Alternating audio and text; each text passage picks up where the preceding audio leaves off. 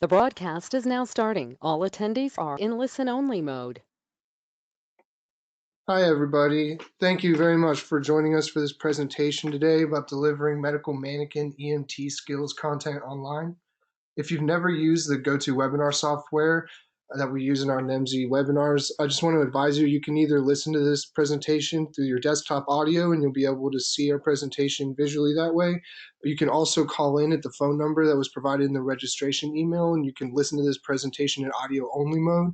A recording of the presentation will be going out after the presentation's over. Throughout the presentation, please feel free to submit your questions in the question box. I'm going to go ahead and collect them as they come in, and then we'll have a Q&A after the session. Everyone who registered, like I said, will receive an email after the webinar concludes with a full recording, contact information for the presenter, and direct links included in this presentation, and all of the information that you guys need. So I want to introduce our presenter today, Denise DuBois from Realityworks. Denise is a product manager. She's going to go ahead and give you this presentation about the different options that Realityworks has, different solutions that might be able to help you during these times with COVID-19 and having to transition to education at a distance. So go ahead and take it away, Denise. Thank you. Thank you, Nate. And I'd like to welcome everybody to today's webinar on engaging ways to teach your EME students content minus those medical mannequins. And we just hope to review some of the lesson content today from some of our mannequins, closed fracture trauma mannequin, some things like our blood pressure simulator, bandaging and wound care mannequin, intubation trainer, and so forth. And just give you ideas that you can use to teach those lessons in an e-learning environment. We know that we are living in very different times than a few months ago, and many of us have been challenged to deliver content online now to students. So we hope to give you just a few ideas for taking the curricula and activities into this online delivery format.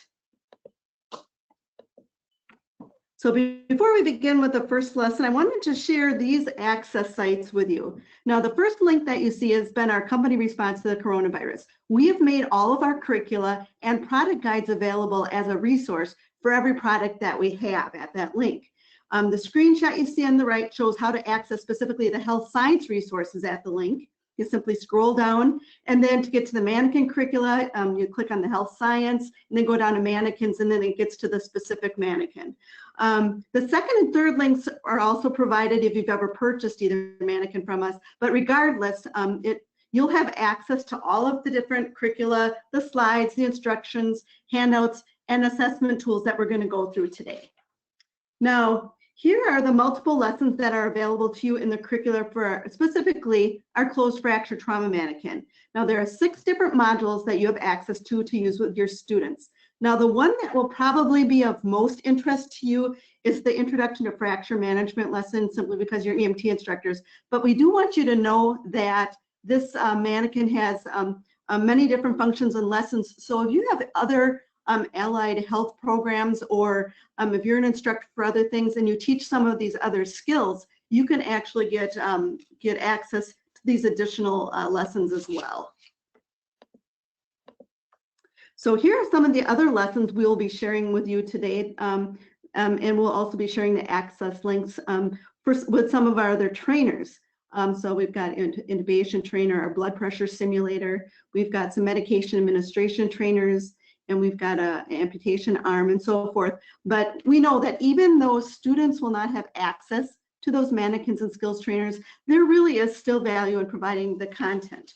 So here are the links for all of the lessons we'll be sharing with you today. And at the end of this presentation, you don't have to write these down or anything. You will also be sent these links again at the end. We just want to make sure that you know that there are a variety of ways that you can get at the different bits of information we're going to be sharing with you today. So first thing I'd like to let you know is that there are 3 sections that we use in our lesson template or format. All of our health science lessons follow the same template. So typically the first part of a lesson will be a focus section. That's usually a very short activity that captures students' attention and will get them engaged in the content. Then it moves on to a longer, what we call the learn section. And that's typically when you're going to be teaching those key objectives of the lesson And then each lesson will finish with a summary or review section. And a lot of times when you're in class, that's where students would be actually practicing. And then there's some type of short review or summary activity at the end. So once you've seen one lesson, that's kind of how the flow will be consistently across all of the different curricula that you'll have access to. So the first one we're going to take a look at today is our Introduction to Fracture Management. In that curriculum, there's actually 2 lessons. We're going to focus on the first lesson, which is Introduction to Immobilization and Splinting Techniques, Joint and Long Bone. So the focus activity here is a scenario that we share with students where they would read. It's a scenario to engender empathy. And in the empathy scenario, it has to do with some sort of a fracture injury, and it's followed up with some questions. Then in the Learn section of this one, you're given some lecture information and a slide presentation to share background information with students. The summarized activity here is where students in class would be doing that immobilization and splinting, a variety of types of fractures and conditions. And then there's also a brief quiz to wrap this lesson up.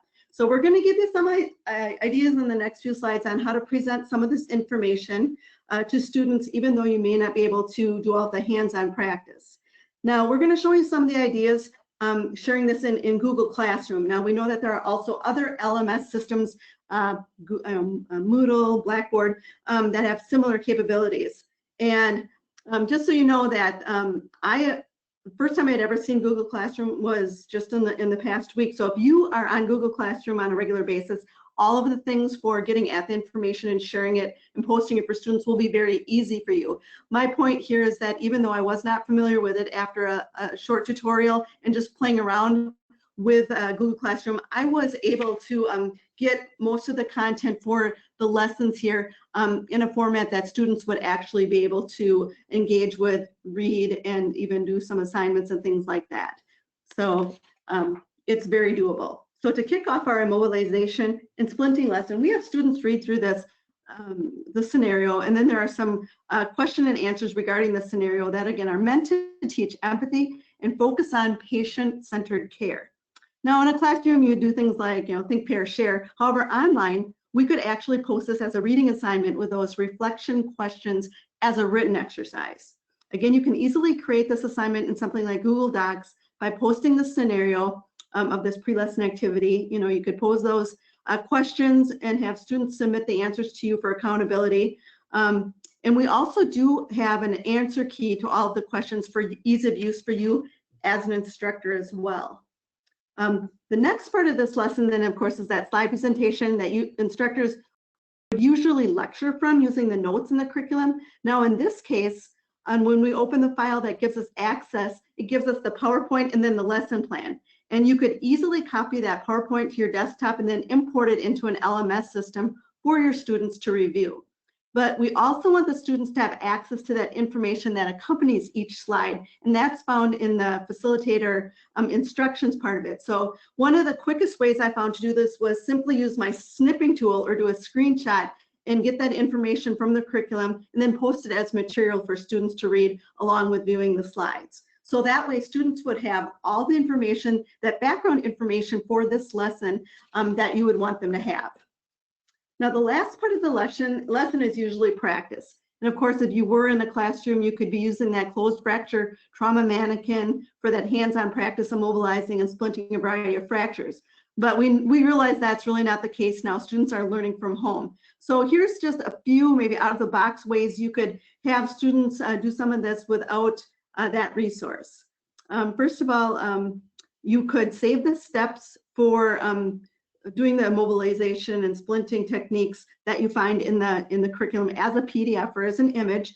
And then you could find a good quality video or series of videos that show how to do these types of splinting and immobilization techniques. And here's just one short one that I found online on YouTube, 4 minutes or so, but I thought it did a very good explanation of how to do that procedure.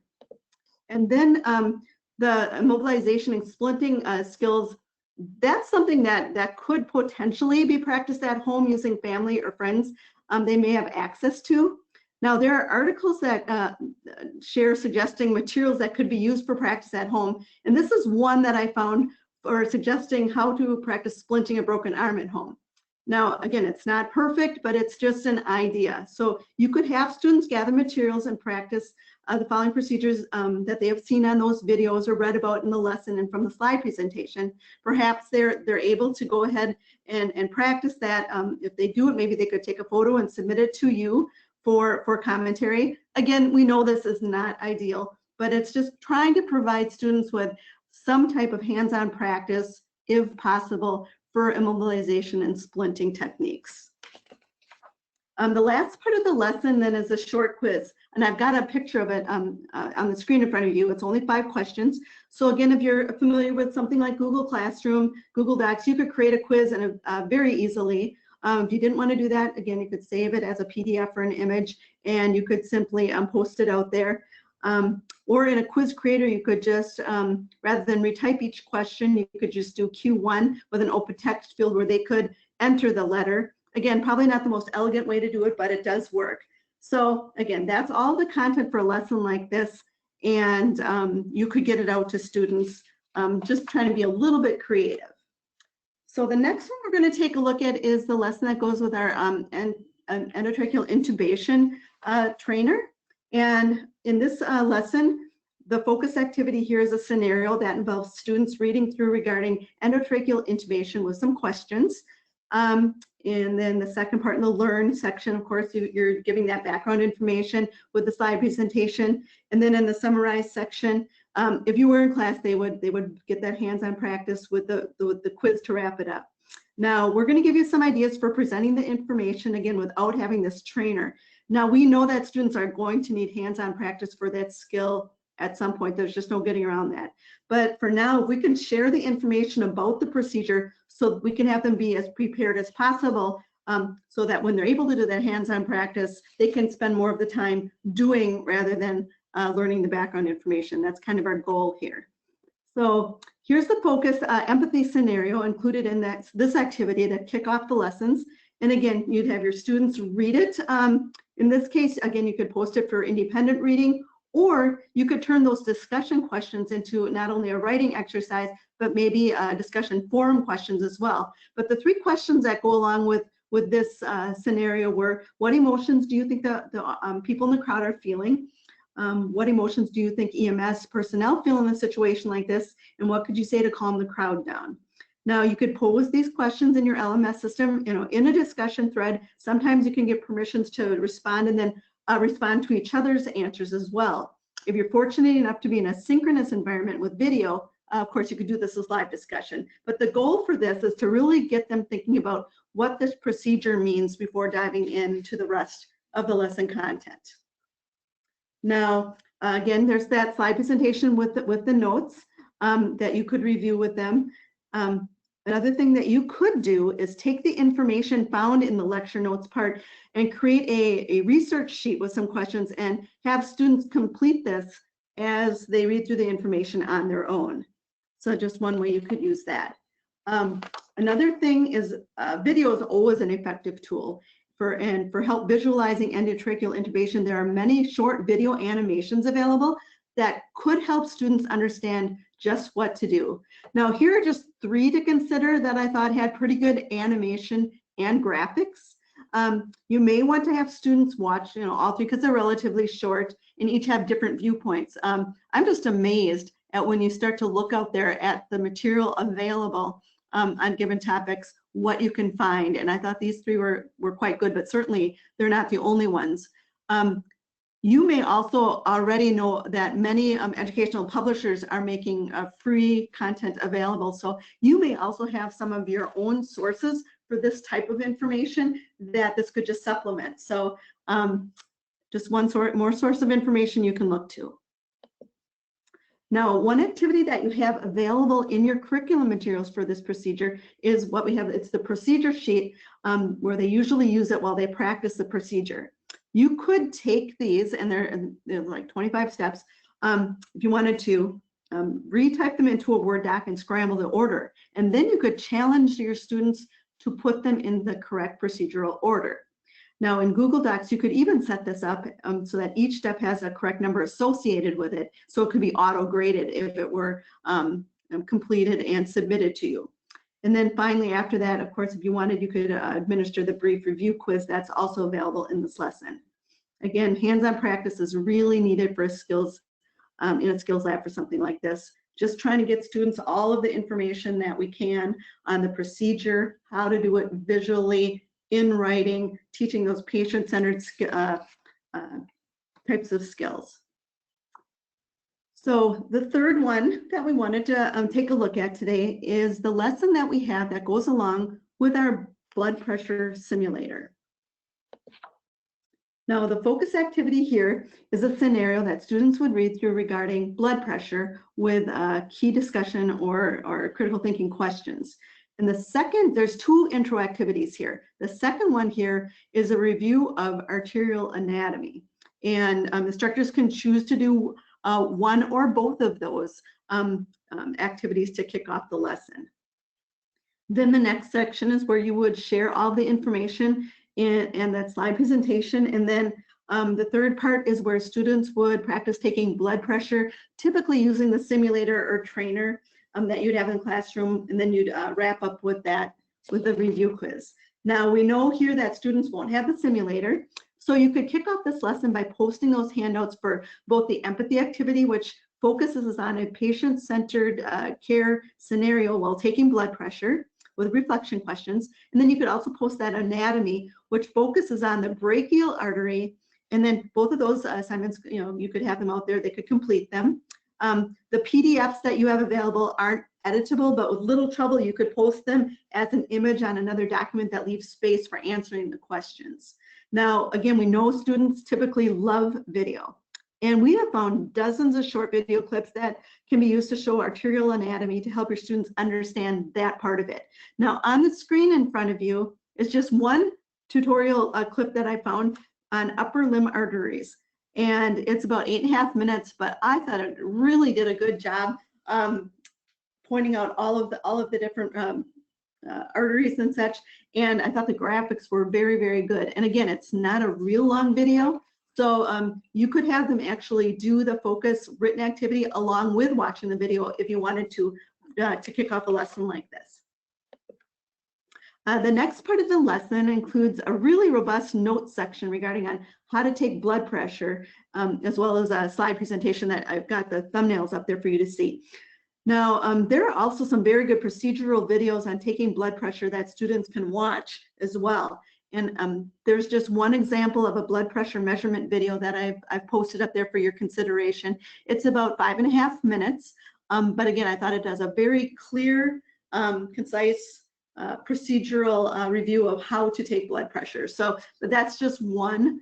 There are many more out there for you to consider if video is an effective tool for using it with your students. And most of these links you can just simply embed on your LMS. I mean, if you're really just emailing to students, you could certainly email the link as well. The next part of the lesson includes practice. Usually you have a simulator. However, since that is not available to students, we would want them to try to practice independently if possible.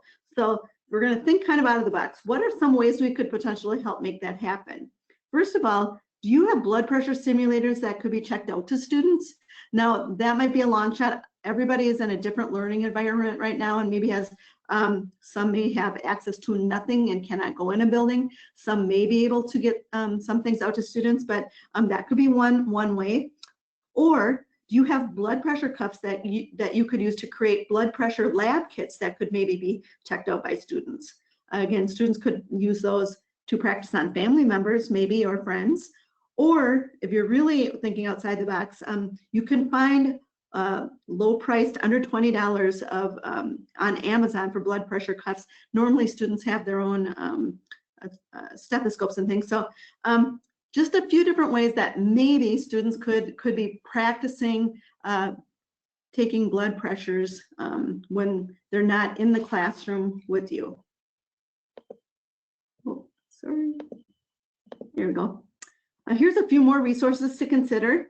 I found an online self-test that included audio files as well as knowledge questions, and then it also had an answer key, and that was available at that first link above. And then I also found another one. it was a video recording on YouTube, but it was actually had audio recordings of Korsakoff sounds students could listen to. Of course, they had to use headphones in order to really be able to hear them clearly. Of course, you still have access to the short written quiz with this lesson as well. But again, some other resources that you could use to augment an online lesson in blood pressure. So getting those students as ready as possible so that when they come back, they can focus on just learning and mastering that skill. So fourth lesson today is the one that accompanies a task trainer we have. It's called our Bandaging and Wound Care Manikin. And we're going to take a look at that lesson. It starts out here with a short activity that has a scenario that students would read regarding wound care. There's a second intro activity here, and this is a review of the anatomy. And in this particular case, it's identifying the layers of the skin activity. So again, you could post those as independent assignments for students to complete. And then you'd go on to share the background information in the slide presentation. And then after that, students would typically learn about and practice dressing and wound care procedures along with that wrap-up quiz. So that's kind of the format. Now for the intro activities here, again, you could post them as a written assignment, but we know that they love video. So I was able to find a really good short video clip focusing on the layers of the skin, and it presents the content in a very concise manner. You know, really focuses on the role of the skin and all those different layers. So you could have students watch that video clip, and it's only 1 minute and 5 seconds, and to do that prior to doing the written activity. So they both work very, very well together, and could be posted in the same assignment area on your LMS system. The content in the lesson presentation and lecture notes for this lesson covers common bandaging techniques, including things like circular bandages, figure 8, spiral wrap, recurrent, reverse spiral, and amputation. Now, if your students had access to some bandaging supplies at home, it's possible that maybe they could practice on family members some of these. You know, if they have things like ACE bandages, maybe. Or again, if you're thinking a little bit outside the box, is there a way that you could put together bandaging lab kits for your students to get access to in order to practice at home? Maybe, maybe not. But if your students are able to get their hands on some of those type of dressings, they might be able to do some of this kind of thing in a home environment. Now, there are many videos that specifically address bandaging specific to EMTs. And I posted just a couple of them here that I found that were specific for EMT programs. And one was bandaging and amputation. The other was applying a pressure bandage. Again, not very long, under 5 minutes. And I thought the explanations and the video footage was quite clear.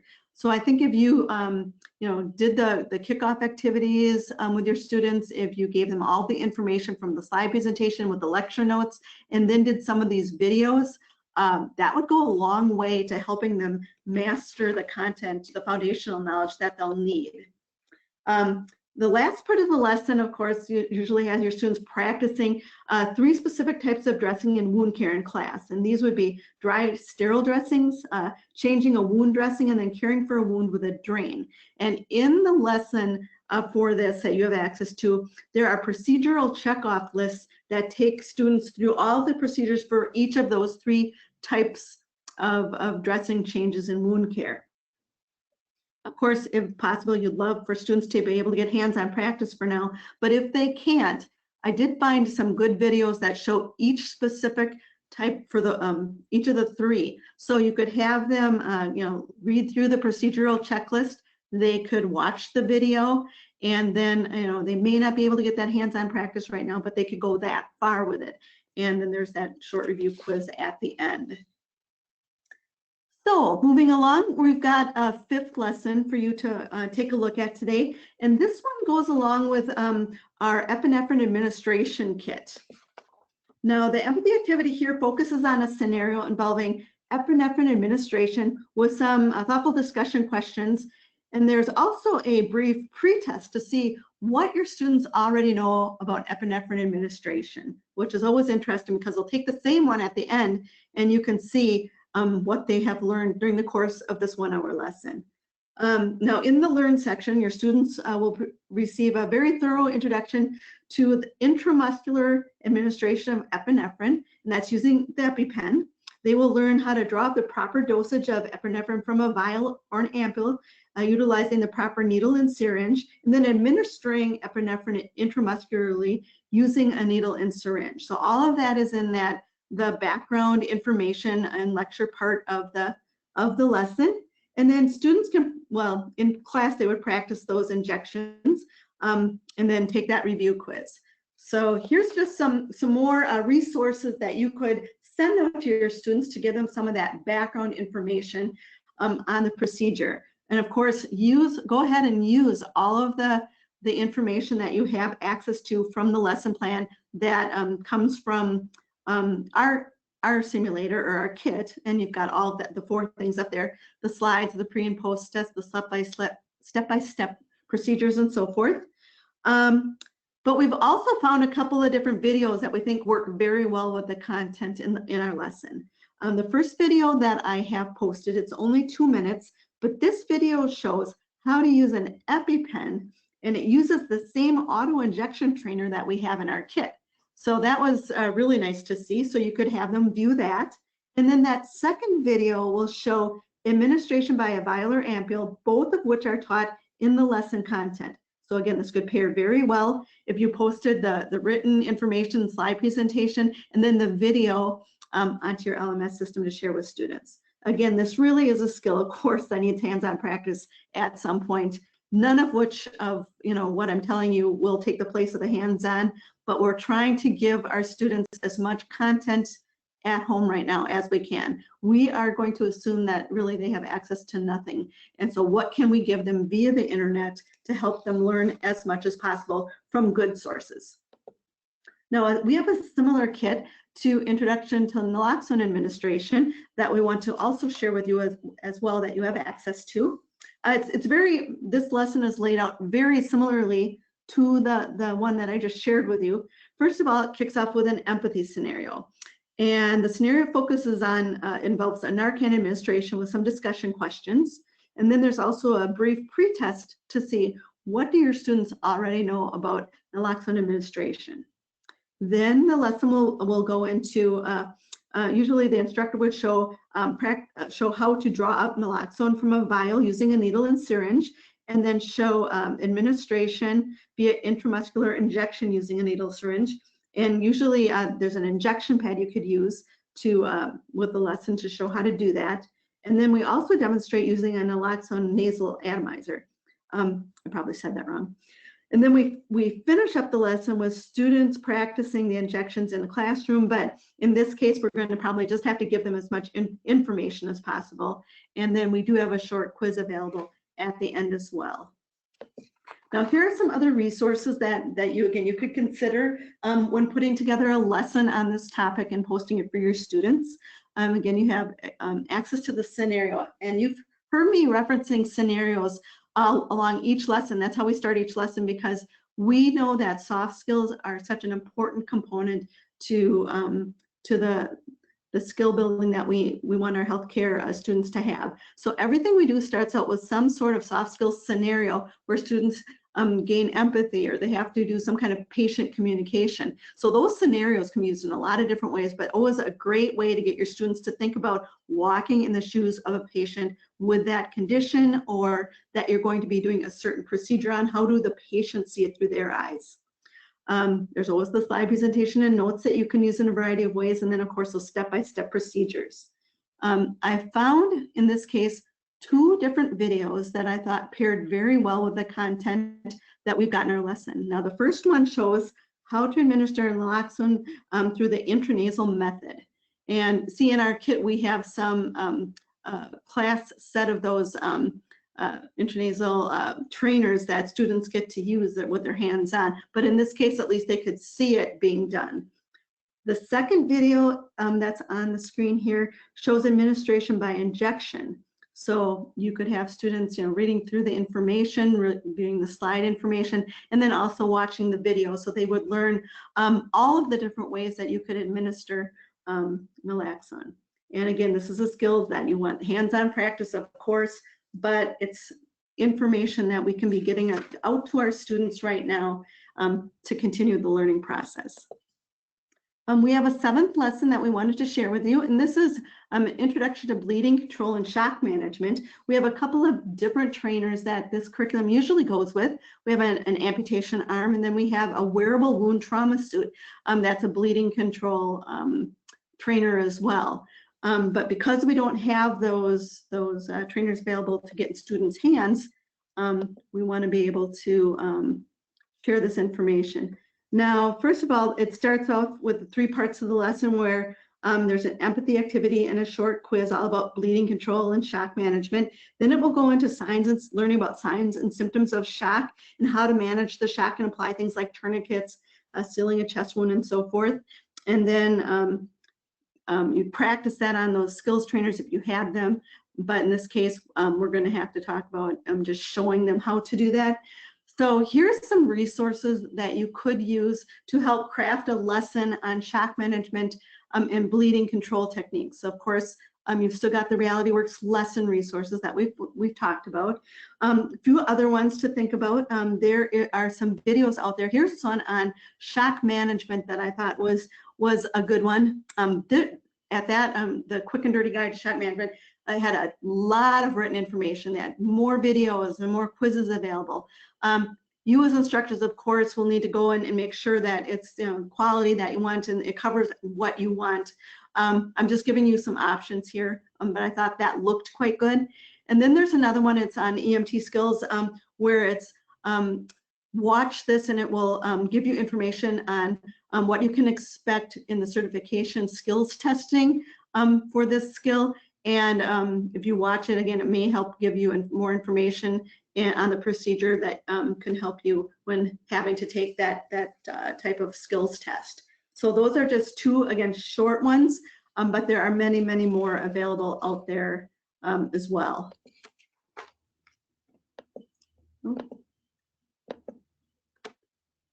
Hope I did something here. Get us back to our slide presentation. Sorry about that. What you look good in, you're going to. All right, technical difficulties. Here we go. So now here are a list of a few other bleeding control resources that I wanted to share. These are all videos. Again, not huge or long videos, but they do a very good job of showing different bleeding control shock management procedures with explanations. Some use mannequins, some are using patients, but all show them in action. And I think that these videos, along with the content that we provide in our lesson, went very, very well together. Next slide is on additional resources for bleeding and shock. And use free apps if at all possible. There's one called Stop the Bleed that I found, and it had some good information for stopping the bleed for students to have access to, and it's free. There's probably a paid for version, but I did find that some of it was free. There are lots of other free lessons and courses online with some resources that may have already found. Just doing Google searching on bleeding control and shock management lesson plan or videos and things like that, you would be amazed at the amount of information and things available to you. The video that's listed on your screen, that actually had 9 different videos on a variety of bleeding and shock issues, and I thought all of those looked pretty good. So I wanted to make that link available to you as well. So you can see how you could actually craft a pretty robust lesson with all of the written things, with the videos that show the step-by-step instructions on bleeding control and shock management. Even if you don't have those hands-on tools, you can still give your students an awful lot of information, and a lot of it really quite good information, I thought. So those are the lessons from some of our trainers and mannequins and things like that. But we have dozens more available to you. And that very first link that I showed on one of the first slides, that gives you access to every trainer and every health science curricula that we have. So those I just highlighted 7 that were more specific to EMT, but there are many, many more out there if you want to do some more digging and have access to them. I just wanted to highlight some of the most pertinent ones. But I've also got a few more slides with some additional resources that I found in some of my research that I thought I would share. Again, it gives you some things to think about, to consider. So the first is using apps. You could have your students use available free apps to practice their knowledge about important skills that they need to show mastery of for certification. And here were 3 that I found for EMT specifically: EMT Pocket Prep, EMT Trainer, and EMT Study Light. I can't vouch for the quality of these. I was just trying to do some research and have some additional resources for you to consider. But these can give your students practice on that written content to help further their preparation for when they need to take the test themselves someday. If you look for skills simulation providers, the first one that popped up that I found is Simtix. And I noticed that they have actually a 1-week free trial.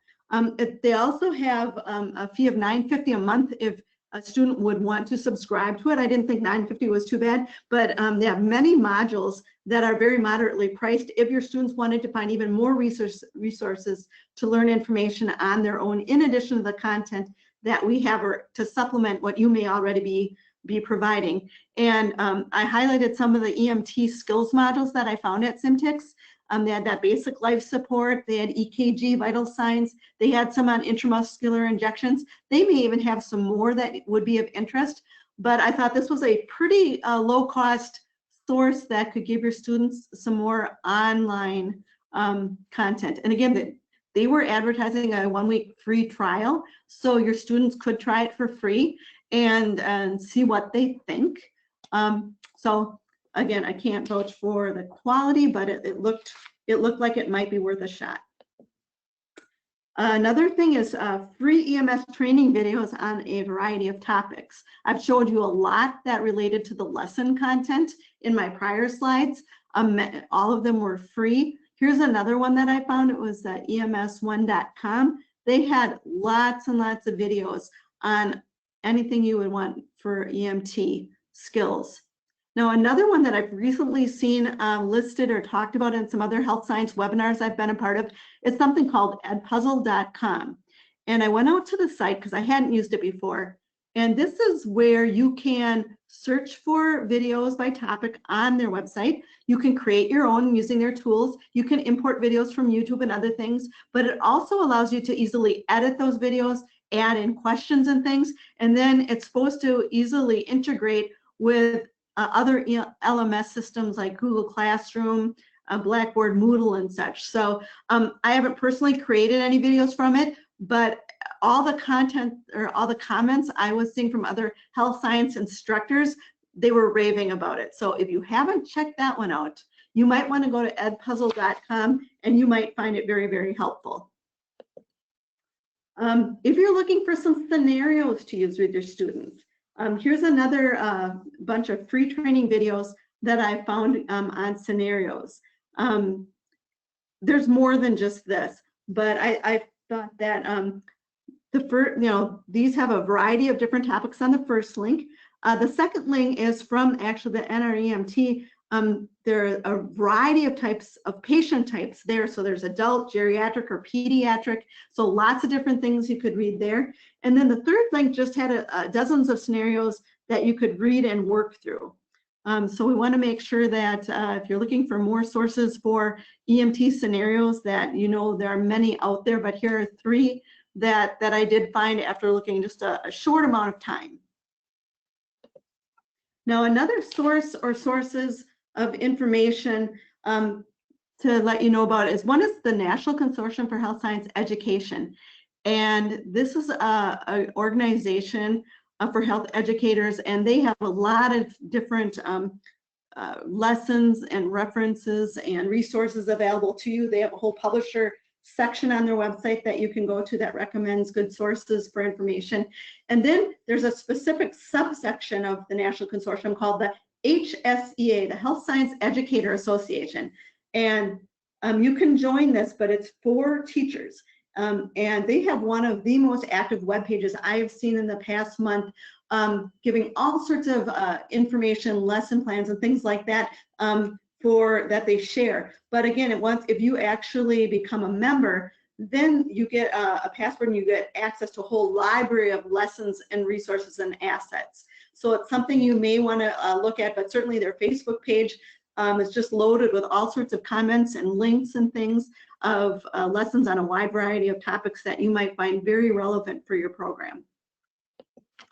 So now what? Well, in the last 45 minutes, we have given you a lot of information, but the main thing to remember is that you have access to all of these lessons and even more. So maybe just take one or pick and choose a couple of the activities, use some of the content to create supplemental resources to what you're already doing. Plus, we've shown you other resources that are available. So, you know, videos, apps, online instruction, scenarios. There is a lot available, and with a little bit of work, you can help your students in their EMT studies with all sorts of things. So, you know, we know that we're all about that teaching with hands-on resources and things. However, right now we just cannot be in a sim lab or in a classroom, and that does make it harder. So let's prepare our students for giving them as much information and content as we can now, so that when we're able to come together for that hands-on instruction, hopefully they'll have learned a lot of the information they need and they can spend more time with that hands-on. Now, if you're looking for other hands-on resources, you know, to make your lessons come alive and things, make your teaching memorable when you go back to school, hopefully in the fall, go check out our website, realityworks.com. Right now, we also, till the end of June, we are running a 10% promotion off of all of our health science products right now. So if you're not in the classroom now, but are looking to prepare for fall, it might be a great time to look at some of our things. But even regardless, you don't have to have our products in order to be able to use the lessons right now. And that's the main thing that we wanted you to know today, is there's a lot of resources available to you at that link that I shared. So I've been talking for about 45 minutes. I'm going to turn it over to Nate so that he can be reaching out to you and getting your questions about any of the content, or if there's anything you wanted to share regarding the topic today. Awesome. Thank you, Denise. That was an awesome presentation. Thank you. So we did have a couple of questions come in, and as we go ahead and answer these questions, you guys can keep sending them in, and I'll go through them and make sure that we get everyone addressed. The first one was in relation to, do you have any virtual online mannequins or anything that could be made interactive via software? We don't. All of our mannequins are the, you know, what you're all very familiar with, the hands-on tangible mannequins. There are virtual vendors out there, but I'm sorry, we are not one of those. But if you go to the National Consortium for Health Science Ed, if you go to their publisher link, they have a link to, I believe, several of those types of companies. So they would be a great one for you to reach out to. They could probably really help you in that regard. Awesome. I'm sure that'd be very helpful. The next question we have is, I'm just kind of summarizing here, but essentially the idea is that now that they're transitioning to online EMT courses, and then if anything, you're utilizing social distancing, do you have any advice on making sure that whenever you do actually like finish up, that once you complete the didactic component, that any advice for making sure that students are ready for field work when they've only had online training? Boy, that is a great question.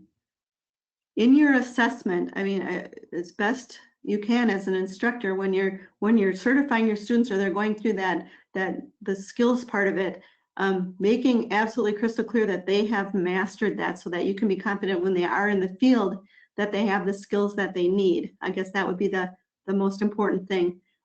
We know that students at some point in their training have to have some type of hands-on skill practice, whatever form that, I mean, you just can't learn it all online, but pay real close attention to, as they're going through the certification testing, or whoever does the certification testing, to make sure that students aren't just skimming by, but they really know those skills.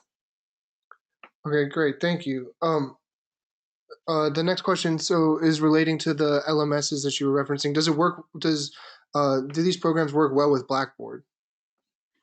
They should. You should be able to use them with Blackboard. Now, they're not perfect because the lessons that we are sharing are in a PDF format. So I'm not a Blackboard user, but it's my understanding that most LMS systems have some commonality. And you can post PDFs for reading and review. You can do things like screenshots or snipping tools and import that as the writing or the documentation as an image into another document that you can also then edit and put some questions in. So it's not perfect. It might be a little clunky, but you can make the content available in typical LMS systems without too much time. Okay, great. And sort of related to this is also, do you know of Canvas LMS and its compatibility with Canvas? Oh boy, I'm sorry, I'm not familiar with Canvas. That is not a question I can truly answer. No problem, I understand. So then another question we had was, does the technology document students' progress? Or is that how you integrate the lesson plans with your own systems? Yeah, you would have to work that into your LMS system. You could certainly do it, but we're providing the content, but you have to take it and make it work with your situation, because I've talked to instructors that use Moodle, Blackboard, Google Classroom. Some are not even on those. Some are simply emailing students. Some do a Zoom live. So there's so many environments right now. You just have to take the content and try to work it as best you can with your situation. Okay, great, thank you. See if anybody else has any other questions. I'm getting some tips that are coming in that PDFs do work well in Blackboard, and that Google Classroom is an extremely useful tool, and that there's a lot of add-ons and it's very compatible for whatever you need to make it adapt to. But if anybody has any last questions that they want to send in, I'm happy to ask them. I do want to take a moment just to advise everyone that we still have on the line that there are that you will be getting, everyone will get all of these links that have gone out in this presentation in an email. Everything's going to come out to you automatically after this presentation wraps up.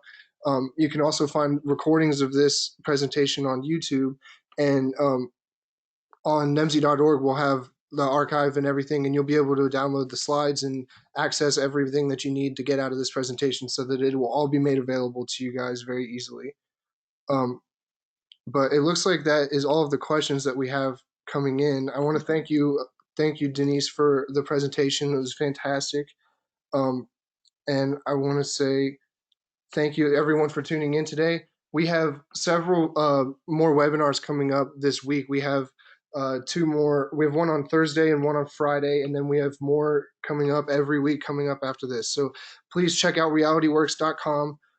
Check out nemsi.org and check your emails, because you'll be getting the recordings. You'll be getting everything sent directly to your inbox. Denise, did you want to say anything real quick before we sign off? I just like to, again, thank everybody for participating today. We know that we've all been thrown into a new world right now, and I think you're doing a tremendous job with your students. So we hope that you found some of the information and the websites and the videos and the lessons assets useful. And don't be afraid to reach out to us at our information@realityworks.com if you have any questions or have any difficulty accessing anything. We have customer service people that would love to help you. So thanks again. We really appreciate your participation today. Awesome. Thank you, Denise. Thank you, everybody. Have a great day and be safe out there.